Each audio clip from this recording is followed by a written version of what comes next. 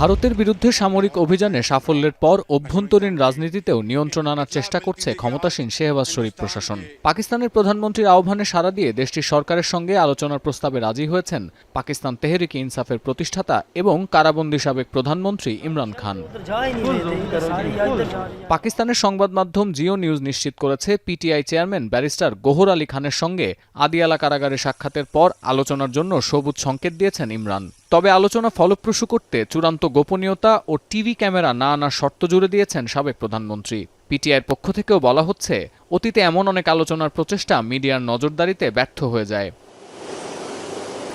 PTI সূত্র বলছে, অচিরেই পাকিস্তান সরকারকে সংলাপের বিষয়ে কিছু প্রস্তাবনা পাঠাবে তেহরিক ইনসাফ। এর আগে জাতীয় পরিষদের ভাষণে পিটিআইকে সংলাপে বসার আহ্বান জানান প্রধানমন্ত্রী শেহবাজ শরীফ।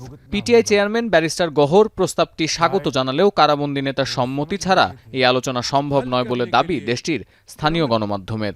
মুযাকরাত কা রাস্তা ভারতের সঙ্গে উত্তেজনার মধ্যে পাকিস্তানের রাজনৈতিক সমঝোতার দাবি বাড়ছে। তাই আসন্ন সংলাপ শেষ পর্যন্ত কোনো সফল সমাধানের পথ দেখাবে কিনা সেদিকেই নজর দেশটির সাধারণ মানুষের।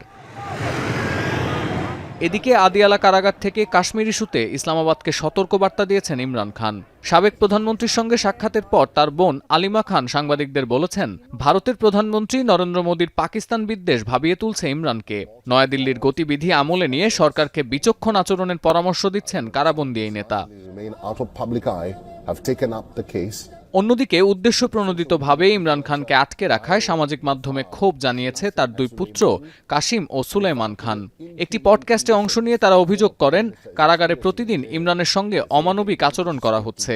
সাবেক প্রধানমন্ত্রীর নিঃশর্ত মুক্তির জন্য মার্কিন প্রেসিডেন্ট ডোনাল্ড ট্রাম্পের সহায়তাও চেয়েছেন ইমরান পুত্রদ্বয়। সতীর্থ কর্মকার, এখন বিশ্ব।